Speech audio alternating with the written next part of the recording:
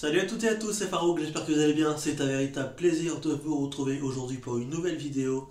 Chers moldus, chers sorciers, chères sorcières. Vous l'avez vu dans le titre, aujourd'hui nous allons parler des pensées positives.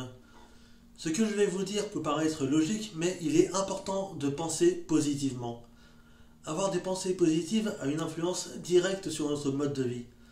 Bien entendu, tout le monde a des problèmes personnels, des périodes difficiles, et pour certaines personnes, c'est compliqué de garder la tête haute. Alors avant d'avoir des problèmes au cervical, je préfère lever la tête, faire un joli sourire et penser à des choses qui me rendent heureux. Ça peut être des souvenirs comme ces moments passés avec ma famille et avec mes potes. Ça peut également être des mots qui m'évoquent quelque chose de heureux. Noël, apéro, chocolat, défaite du PSG, ou même un marathon Harry Potter, ça aussi ça m'évoque quelque chose de heureux.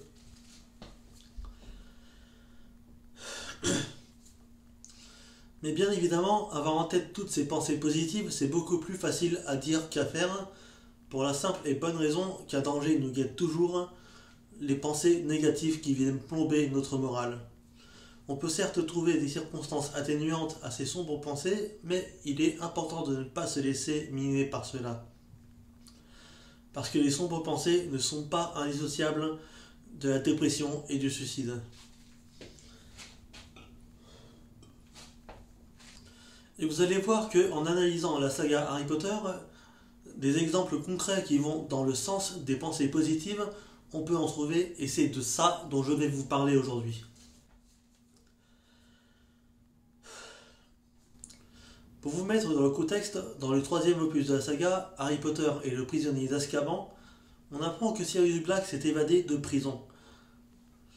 Il nous est présenté comme étant très dangereux car il a été envoyé à Azkaban pour avoir assassiné 12 moldus et Peter Pettigrew. Bien qu'il est innocent, mais ça c'est une autre histoire. D'ailleurs, si vous n'avez pas encore vu ma vidéo sur les fréquentations, je vous mets le lien dans la barre d'infos, bien évidemment. Et afin de le retrouver et de l'arrêter, le ministère a chargé les détraqueurs d'accomplir cette tâche. Et croyez-moi, ce n'est une bonne nouvelle pour personne. Ces horribles créatures nous sont d'abord présentées comme étant les gardiens de la prison de Azkaban.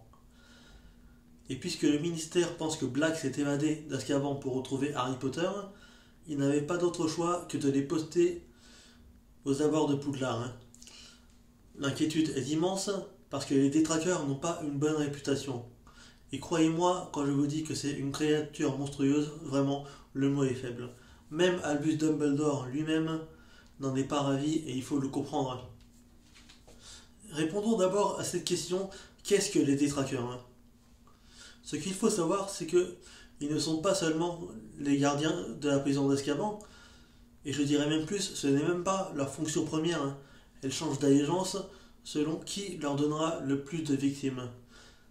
Parce que cette créature a un effet terrible, elle enlève à sa victime toute pensée positive, toute pensée heureuse, jusqu'à ce que sa victime n'ait en tête que les pires moments de sa vie. Et dans les cas les plus extrêmes, ils peuvent même infliger un châtiment terrible en aspirant leur âme hors de leur corps et faire de sa victime comme une coquille vide. On appelle ce châtiment le baiser du détraqueur. Vous l'aurez compris, vraiment pas sympa la bébête. Les détraqueurs sont en fait la personnification même de la dépression. Donc il vaut mieux éviter d'avoir affaire à eux, encore moins dans une école.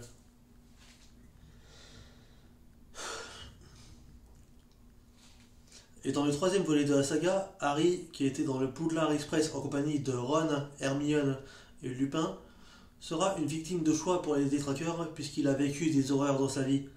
Il a perdu ses parents, assassiné froidement par Lord Voldemort, et a été maltraité pendant toute son enfance par les Dursley. En d'autres termes, vous offrez Harry à ces détraqueurs et ils en font un buffet à volonté, plat, dessert, boisson. En plus, il n'a pas eu de chance, le pauvre, parce que les détraqueurs étaient censés fouiller le train à la recherche de Sirius Black.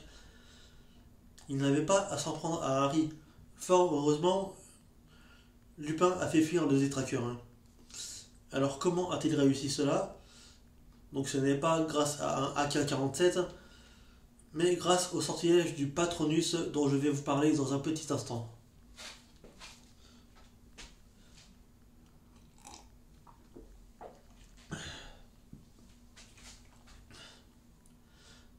Après avoir été victime des détraqueurs une deuxième fois à l'occasion du match de Quidditch, décidément, même sorti du train, ils ne laissent pas tranquille, on dirait des contrôleurs de train qui font un excès de zèle.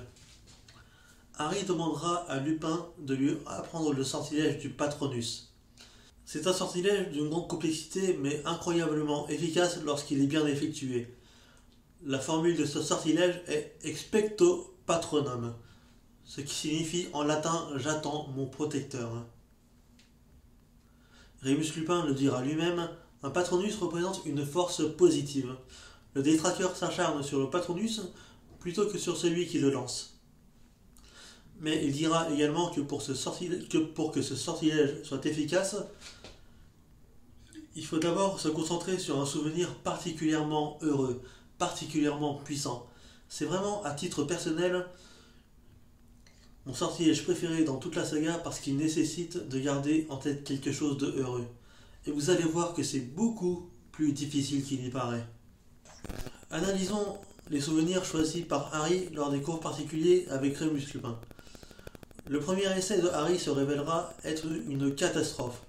Il sera incapable de produire un Patronus parce que le souvenir qu'il a choisi est le suivant. Son premier vol sur un balai.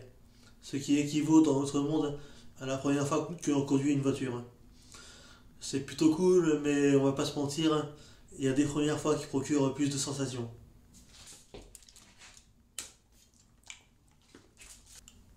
Le temps de croquer dans un chocolat, de reprendre des forces, et Harry replonge dans son passé pour choisir un deuxième souvenir. Le deuxième essai de Harry dans le film sera un peu plus concluant puisqu'il réussira à produire un Patronus. Le souvenir qu'il a choisi est quand même assez particulier. Le moment où il a vu ses parents à travers le miroir du Riséd dans le premier opus de la saga. Et la puissance de ce souvenir est légitime puisque Harry n'a jamais connu ses parents et qu'il a pu avoir une vision de qui étaient ses parents. Niveau joie et émotion, cela place quand même la barre très très haut. Et vous allez voir que Harry va aller encore plus loin parce que dans la dernière partie du troisième film, Harry fera face à une centaine de détraqueurs et va même réussir à créer un Patronus corporel qui prendra la forme d'un cerf et qui fera fuir tous les détraqueurs. Et produire un Patronus corporel, c'est bien plus difficile que produire un simple Patronus. Et heureusement qu'il maîtrise ce sortilège parce que dans le cinquième opus de la saga, Harry sauvera sa peau ainsi que celle de son cousin Dudley de l'attaque de 2 détraqueurs à Little Whinging. Merci Dolores Ombrage, hein, on va rester poli. Et mon Dingus Fletcher qui était censé veiller sur Harry, on le félicite pas non plus. Hein. Mais lors des cours particuliers de Lupin, ce dernier fera mention de souvenirs pour produire un Patronus, donc un événement du passé. Est-ce qu'il faut vraiment explorer son passé pour avoir une pensée heureuse ? La réponse est non, et je vais vous le prouver.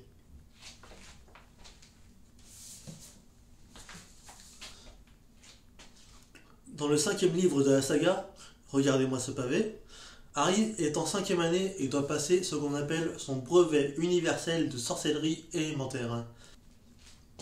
Les épreuves portent sur toutes les matières qu'ils ont appris à l'école et le passage qui va nous intéresser, c'est lorsqu'ils passent les épreuves de défense contre les forces du mal. Les examinateurs ayant eu écho des capacités magiques de Harry Potter, l'occasion était trop belle et il y en avait un qui avait hâte de le voir à l'œuvre. Voici ce que l'on peut lire dans le passage qui nous intéresse. Oh, bravo s'écria le professeur Tofty, qui, cette fois encore, lui faisait passer l'épreuve lorsqu'il repoussa un épouvantard grâce à un sortilège impeccable. C'est vraiment remarquable. Eh bien, je crois que ce sera tout, Potter. À moins que... Il se pencha légèrement en avant. J'ai entendu dire par mon très cher ami Tiberius Ogden que vous étiez capable de produire un Patronus. Si vous voulez tenter un point supplémentaire... Harry leva sa baguette, fixa Ombrage des yeux et imagina qu'elle était renvoyée. Expecto Patronum. Son cerf argenté jaillit à l'extrémité de sa baguette et traversa la grande salle au petit galop. Les autres examinateurs se retournèrent pour le suivre des yeux, et lorsqu'il se volatilisa en une brume d'argent, le professeur Tufty applaudit avec enthousiasme de ses mains noueuses, sillonnées de veines. Ce passage a beau être très court, il est quand même extrêmement parlant. Que signifie ce passage? Qu'il est possible de faire plus détestable que mon ex en la personne de Dolores Ombrage? Certes. Mais qu'il est aussi possible d'avoir des pensées heureuses sans avoir à explorer son passé. Parce qu'en imaginant Dolores Ombrage être renvoyée, on est bien sur une projection heureuse. Donc on est bien tourné vers l'imaginaire, vers un futur plus ou moins proche, et cela a parfaitement bien fonctionné puisque son patronus a encore pris la forme d'un cerf. Le message que je veux faire passer dans cette vidéo, c'est que lorsqu'on se concentre sur ces pensées positives, il n'y a plus de place dans notre esprit pour les pensées négatives. Toutes pensées autres que les pensées positives sont totalement abstraites lorsque je pense positivement.